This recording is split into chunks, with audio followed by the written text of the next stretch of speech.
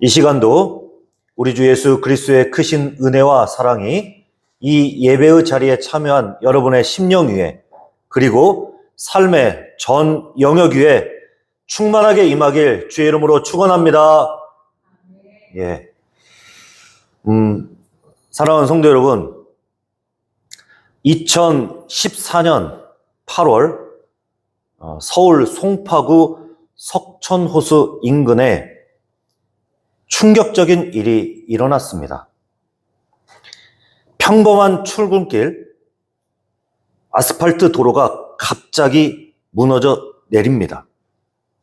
이른바 싱크홀 현상이었는데 조사 결과 지하철 9호선 그 연장 공사 중에 땅 속의 흙이 서서히 쓸려 내려가면서 이 집안 아래에 거대한 빈 공간이 만들어졌던 것입니다. 겉으로 보기에는 튼튼해 보였지만 속은 텅 비어 있었기에 하중을 견디지 못하고 와르르 무너져 내린 것입니다. 사랑하는 성도 여러분, 우리 인생도 이와 같을 때가 있습니다. 겉으로 보기에는 괜찮아 보입니다. 직장도 다니고 가정도 꾸리고 교회도 열심히 섬깁니다.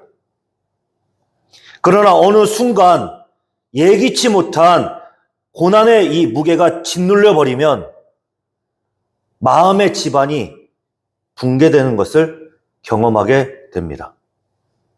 마치 내 삶 한가운데 거대한 구멍이 생긴 것 같은 그러한 공허함이 우리에게 밀려옵니다. 이러한 공허함은 개인의 차원에만 머물지 않습니다. 오늘날 한국교회 전체가 이런 위기감 속에 놓여 있는데요. 교회를 향한 세상의 비난과 조롱, 그것을 경험하면서 우리는 이런 질문을 하게 됩니다. 하나님께서 정말 우리와 함께하고 계시는가? 그런데 사실 이 문제보다 더 깊은 곳에서 우리를 무너뜨리는 질문은 하나님께서 나를 버리신 것은 아닐까? 라는 이 질문이 우리를 더 불안하게 만듭니다. 오늘 로마서 11장의 말씀은 바로 이 불안에 대한 하나님의 명확한 답변입니다. 우리가 보기에 텅 빈 그러한 속처럼 보이지만 그곳에 하나님의 은혜가 빈틈없이 채워져 있다라는 놀라운 진리를 바울이 오늘 선포하고 있습니다. 이 진리를 이해하기 위해서 우리는 먼저 한 사람을 이해해야 하는데요. 우리처럼 절망의 구덩이에 빠졌던 한 사람, 바로 엘리야 선지자입니다. 그는 바알의 선지자 450명 앞에 홀로 섭니다. 그리고 참된 하나님이 누구인지를 보여달라고 각자가 그렇게 기도했을 때 바알의 거짓 선지자들은 아침부터 낮 시간이 지나고 저녁 소재 드릴 때까지 기도했지만 응답이 되지 않았습니다. 그러나 엘리야가 저녁 소재 드릴 때 그가 하나님 앞에 나가서 기도합니다.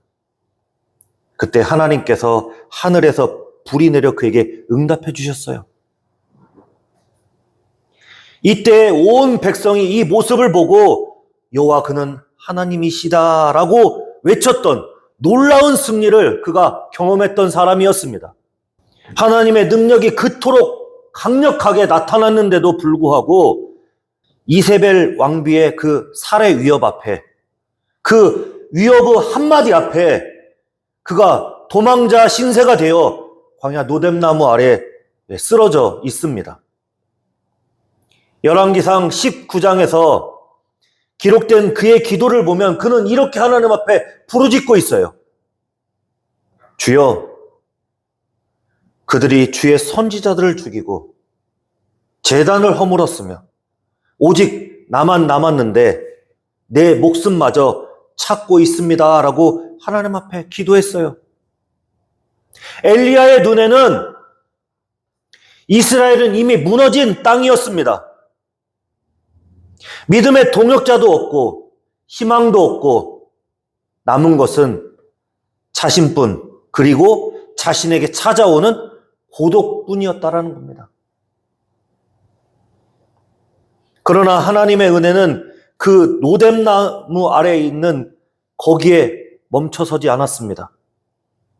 하나님은 천사를 보내 숯불에 구운 떡과 물을 그에게 먹이셨고, 엘리야는 그 하나님의 은혜의 힘을 힘입어 일어나서 40일 동안 걸어가 호렙산에 이르렀고, 거기서 새 사명을 받고 끝까지 하나님의 그 사명을 완수했습니다.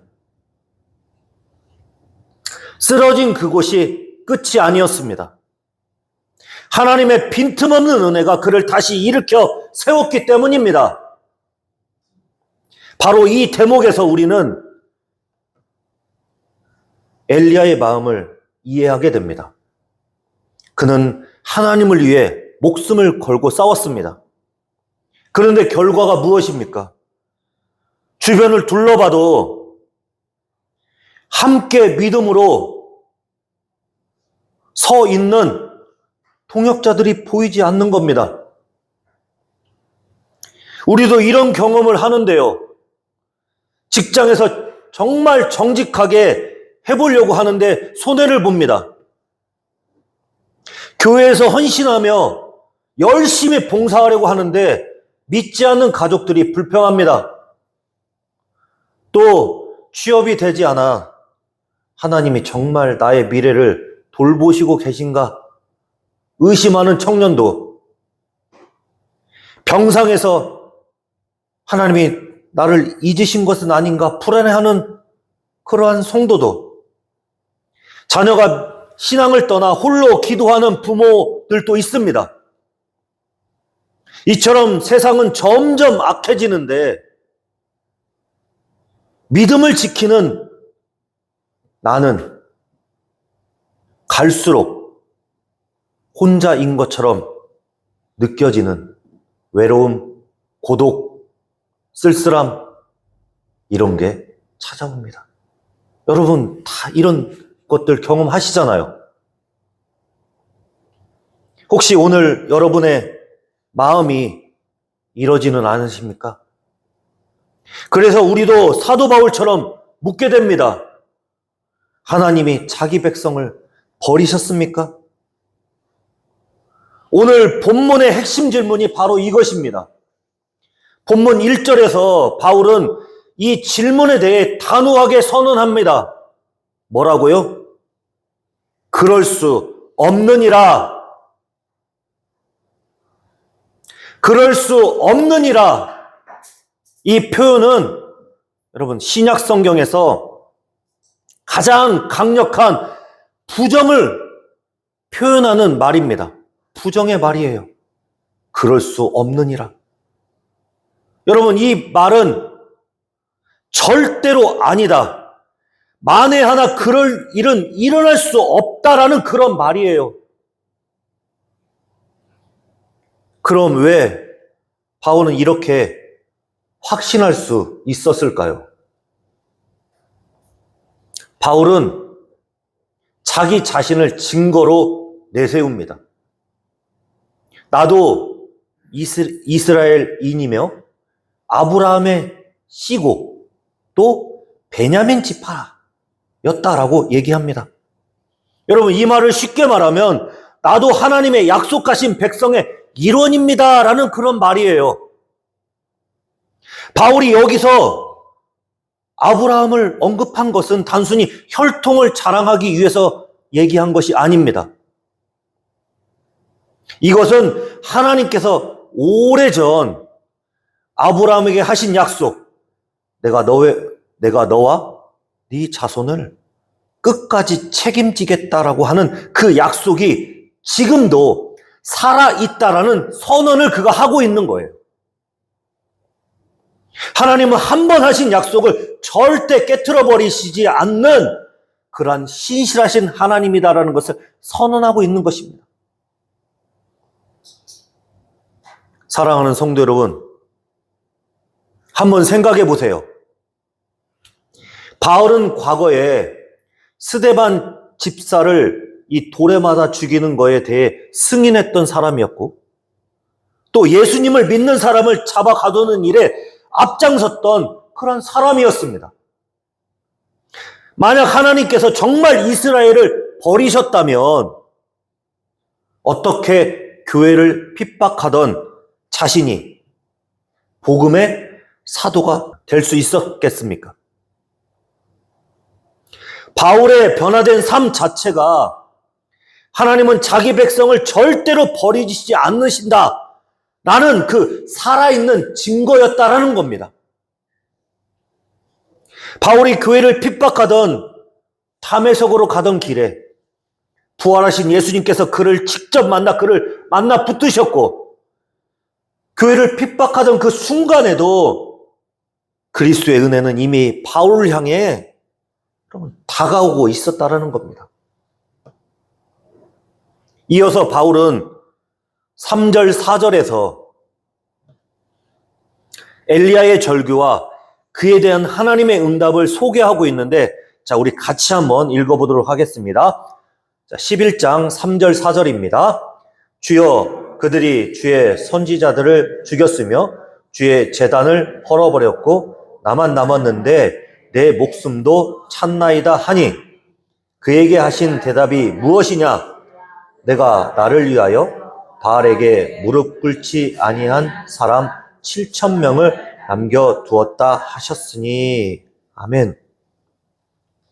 사랑하는 성도 여러분, 우리는 이 본문에서 매우 중요한 진리를 발견하게 됩니다. 바로 남겨두었다 라는 이 말이에요. 여러분, 남겨두었다라는 말의 주어가 누구입니까? 7,000명입니까? 하나님입니까? 하나님이십니다. 하나님. 7,000명이 아니에요. 바로 하나님 자신입니다. 이 결정적인 차이가 바로 바울이 증거하는 중요한 핵심 메시지예요. 엘리야는 나만 남았습니다 라고 생각했어요. 그리고 하나님 앞에 그렇게 기도했습니다. 나만 남았습니다. 마치 자기 혼자 힘으로 버텨낸 것처럼 그렇게 얘기하고 있어요. 그러나 하나님의 대답은 전혀 달랐습니다. 네가 남은 것이 아니라 내가 너를 남겨둔 거야. 여러분, 그 7,000명도 마찬가지라는 거예요. 그들의 의지가 강해서 스스로 끝까지 버텨낸 것이 아닙니다. 하나님께서 당신의 뜻을 따라 그들을 선택하시고 붙드시고 보존하셨던 것입니다. 이것이 성경이 말하는 남은 자의 핵심이에요. 우리는 스스로 살아남은 생존자가 아닙니다. 하나님의 은혜로 남겨진 자가 되었다라는 것을 여러분 기억하시기 바랍니다. 사실 우리가 남은 자가 될 수 있었던 것은 예수 그리스도 안에 있기 때문입니다. 엘리야의 눈에는 텅 빈 광야만 보였지만 하나님의 은혜는 그 빈자리를 7,000명으로 이미 채워놓고 계셨던 것입니다. 우리가 오늘 끝까지 여러분 믿음을 지킬 수 있었던 것은 우리가 능력이 있는 것이나 우리가 결심하고 뭔가 버텼다라는 것이 아니에요. 하나님께서 우리를 놓지 않고 붙잡고 계셨기 때문입니다. 여러분, 빌립보서 1장 6절 말씀에서 이런 이야기를 하고 있는데 같이 한번 빌립보서 1장 6절을 읽어보도록 하겠습니다. 너희 안에서 착한 일을 시작하신 이가 그리스도 예수의 날까지 이루실 줄을 우리는 확신하노라. 아멘. 구원을 시작하신 하나님은 반드시 완성하십니다. 중간에 멈추시지 않습니다. 엘리야가 느꼈던 고독과 절망의 빈자리를 하나님의 은혜는 이미 빈틈없이 채우고 계셨던 것입니다. 바울은 이어서 5절과 6절에서 이 진리에 대해 하나님의 빈틈없는 이 은혜의 진리에 대해서 더 분명하게 정리해주고 있는데, 자, 5절, 6절을 같이 한번 읽어보도록 하겠습니다. 그런즉 이와 같이 지금도 은혜로 택하심을 따라 남은 자가 있느니라. 만일 은혜로 된 것이면 행위로 말미암지 않음이니 그렇지 않으면 은혜가 은혜되지 못하느니라. 아멘. 바울은 여기서 매우 정확한 선을 긋고 있습니다. 은혜와 행위는 절대 섞일 수 없다라는 겁니다. 이것은 물과 기름이 섞일 수 없는 것과 똑같아요. 우리 구원에 우리의 공로가 1%라도 들어간다면 그것은 더 이상 은혜라고 부를 수 없기 때문입니다. 99% 은혜에 1%의 인간의 노력이 더한다. 그런 것은 없습니다. 처음부터 끝까지 100% 다 하나님의 은혜입니다. 구원의 시작은 우리의 결단이 아니라 바로 하나님의 선택입니다. 물론 우리는 그 은혜에 회개와 믿음으로 응답해야 합니다. 그러나 그 회개와 믿음조차도 하나님께서 성령을 통해서 우리 안에 일으켜주시는 선물인 거예요. 예수님께서 요한복음 15장 16절에서 이렇게 말씀하셨는데 같이 한번 읽어보도록 하겠습니다. 너희가 나를 택한 것이 아니요 내가 너희를 택하여 세웠나니 이는 너희로 가서 열매를 맺게 하고 또 너희 열매가 항상 있게 하여 내 이름으로 아버지께 무엇을 구하든지 다 받게 하려 함이라. 아멘. 구원을 완성하는 것은 우리의 의지가 아니라 끝까지 포기하지 않으시는 하나님의 신실하심 때문입니다. 우리가 이 험한 세상 속에서 믿음을 잃지 않고 오늘 이 예배의 자리에 나와서 앉아 있는 것도 우리의 자격이나 능력이 아니라 바로 하나님의 은혜가 우리 인생의 모든 빈 곳을 메우고 채우고 있기 때문임을 믿으시기 바랍니다.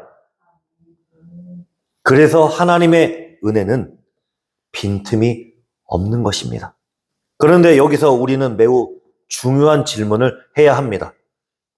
모든 것이 하나님의 은혜라면 그렇다면 이제 우리는 어떻게 살아야 할까요?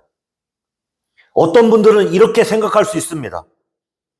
어차피 은혜로 구원받는데 좀 가볍게 생각하면서 죄도 가볍게 여기고 또 형식적으로 회개하며 살아도 괜찮지 않을까 생각할 수 있는데 여러분, 이건 매우 위험한 생각입니다. 로마서 6장 1절 2절에서 어떻게 얘기하고 있는지 같이 한번 읽어보도록 하겠습니다. 그런즉 우리가 무슨 말을 하리요? 은혜를 더하게 하려고 죄에 더하겠느냐? 그럴 수 없느니라. 죄에 대하여 죽은 우리가 어찌 그 가운데 더 살리요? 여러분, 은혜가 넘치니까 더 죄를 짓자라는 생각, 이 생각에 대해 바울은 단호하게 거부합니다. 그리고 뭐라고 얘기합니까? 그럴 수 없느니라 라고 아주 강력한 부정의 표현을 얘기하고 있어요. 그런데 여러분, 오늘 본문 1절 말씀에 하나님이 자기 백성을 버리셨느냐? 라고 하는 이 강력한 부정의 말과 똑같은 말이라는 거예요. 이처럼 하나님의 은혜는 새 생명을 얻는 자는 죄에 대해 이미 죽은 사람이다라고 얘기하는 겁니다. 죄에 대해 이미 죽은 사람이 어떻게 다시 그 죄의 무덤 속으로 되돌아가서 살아갈 수 있을까요? 그럴 수 없습니다. 절대로 그럴 수 없습니다. 사실 진정한 은혜를 경험한 사람은 반드시 거룩한 삶을 추구합니다. 이것은 율법의 정지 아래 억지로 감당하는 짐이 아닙니다. 하나님께서 우리를 남겨주실 때, 여러분, 우리 안에 성령이 계시잖아요. 성령이 함께 계십니다. 이 성령님께서 우리의 마음을 새롭게 하시고 죄를 슬퍼하게 하고 미워하게 하며 거룩함을 사모하게 하십니다. 특히 이 거룩한 열매는 우리 안에 계신 성령님께서 능력을 주시고 우리는 그 능력 안에서 힘써 순종하는 거예요. 여러분, 디도서 2장 11절 12절이 어떻게 얘기하고 있는지 같이 한번 읽어보도록 하겠습니다. 디도서 2장 11절 12절입니다. 모든 사람에게 구원을 주시는 하나님의 은혜가 나타나 우리를 양육하시되 경건하지 않은 것과 이 세상 정욕을 다 버리고 신중함과 의로움과 경건함으로 이 세상에 살고. 아멘. 우리를 양육하시되 경건하지 않은 것과 세상의 정욕을 다 버리고 신중함과 의로움과 경건함으로 이 세상에 살게 하신다.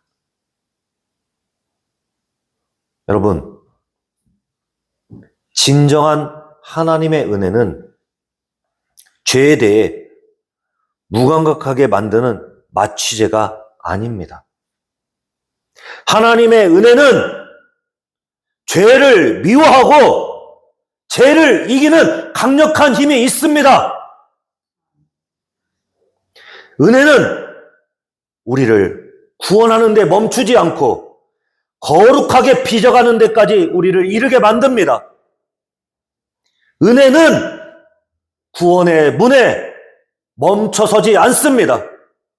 우리의 삶 속에 죄와 연약함이 파고드는 그 깊은 곳까지 파고들어 그곳을 거룩함으로 채워가고 있습니다. 그래서 하나님의 은혜는 빈틈이 없는 것입니다. 본문 4절을 다시 보세요.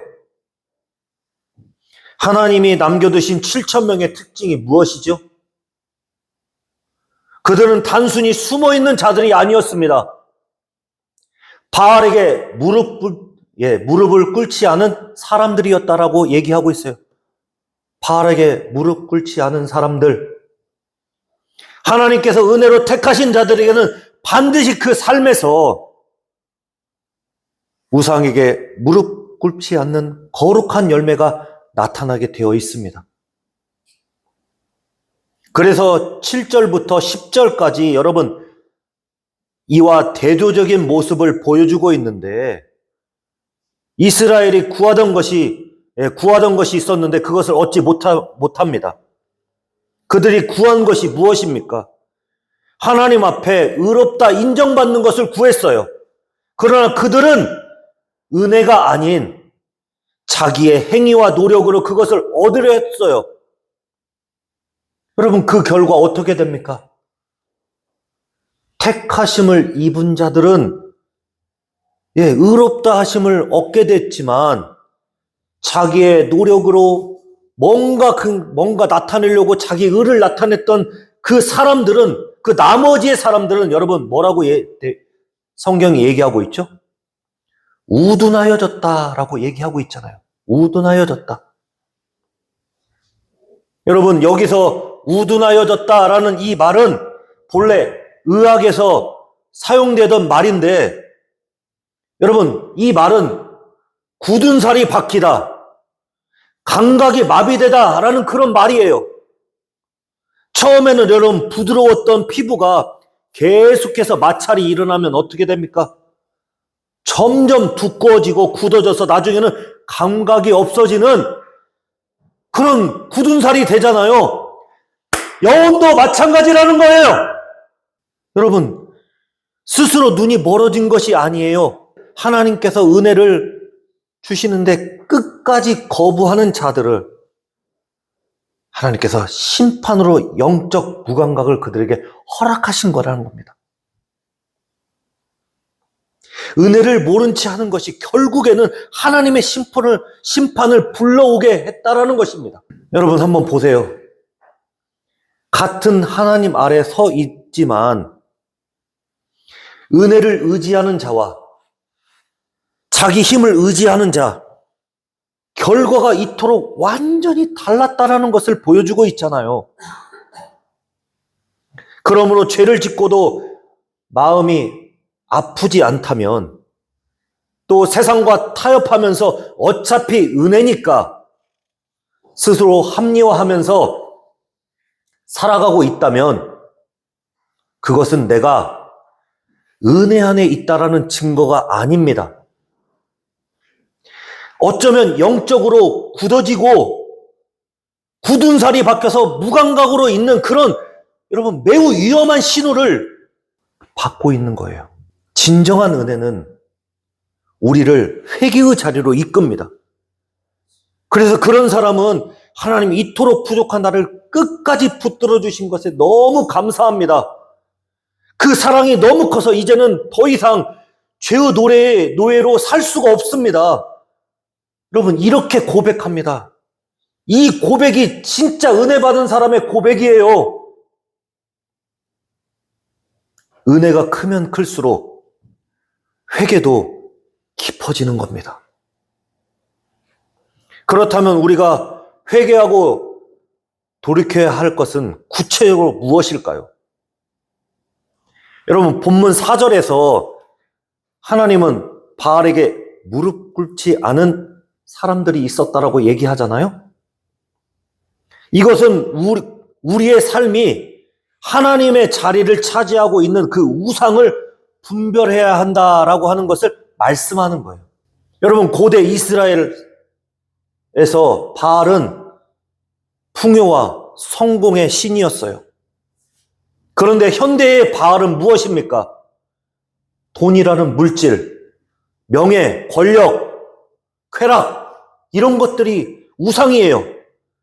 남들보다 뒤처지면 안 된다라는 그 비교의식, 자녀의 성적을 하나님 나라보다 더 가치 있게 보는 그런 가치관, 그게 바알이에요.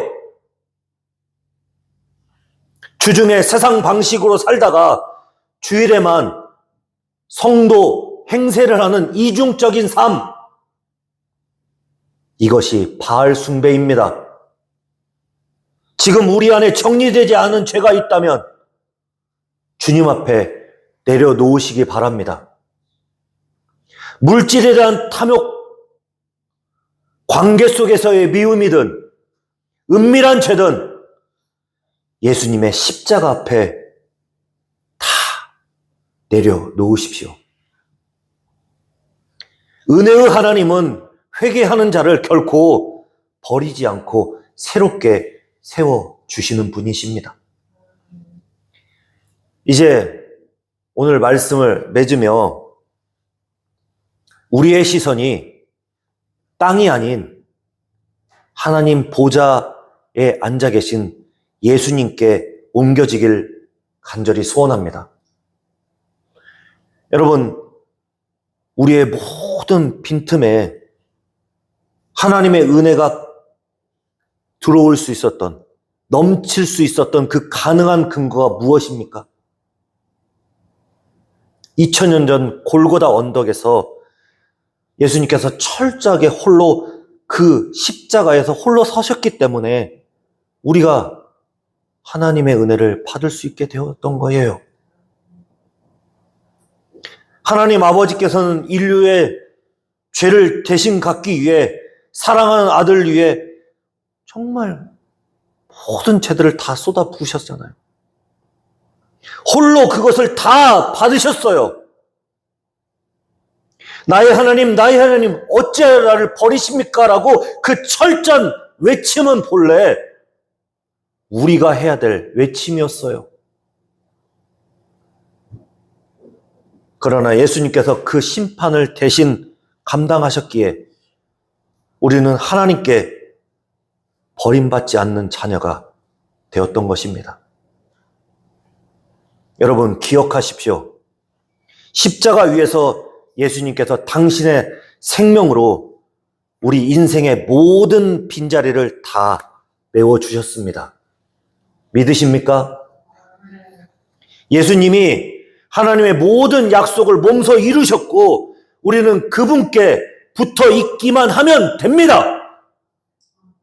날마다 하나님의 은혜를 공급받으며 살아가는 하나님의 귀한 자녀로 살아갈 수 있는 이유는 그 근거는 예수님 안에 있기 때문입니다.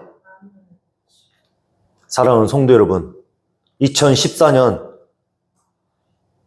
서울 송파구 싱크홀은 겉은 멀쩡해 보였지만 속이 텅 비어 무너졌습니다. 그러나 하나님의 은혜로 세워진 우리의 인생은 다릅니다.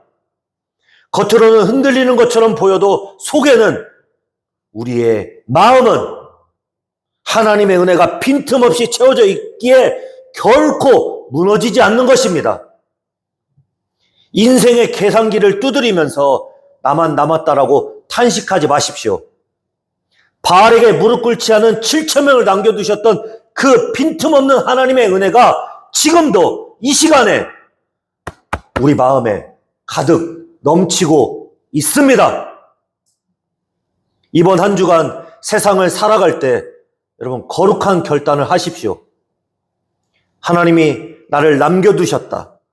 나는 세상의 우상 앞에 무릎을 꿇지 않겠다. 매일 아침 이 고백으로 하루를 시작하십시오. 직장에서 부당한 이익을 거절하는 것이 분노와 또한 분열과 혐오, 이 가득한 세상에서 화해와 용서를 심는 것이, 정결함을 지키는 것이 바알에게 무릎 꿇지 않는 삶임을 기억하시기 바랍니다. 우리의 힘으로는 불가능합니다. 그러나 우리 안에 계신 성령님의 능력이 우리를 능히 세워 주실 것입니다. 사랑하는 성도 여러분, 하나님의 은혜는 빈틈이 없습니다. 노뎀나무 아래 쓰러졌던 엘리야를 다시 일으켜서 세워주시고 끝까지 사명을 완수하게 도와주셨던 그 하나님의 빈틈없는 은혜가 오늘 우리를 고독과 절망과 시험의 자리에서 다시 일으켜 세워주실 것입니다. 하나님의 빈틈없는 은혜가 우리를 세상에서 승리하는 자로 세워주실 것입니다. 하나님의 빈틈없는 은혜를 의지하여 거룩한 승리자로 이 세상을 승리하며 살아가는 저와 여러분이 되길 주의 이름으로 축원합니다.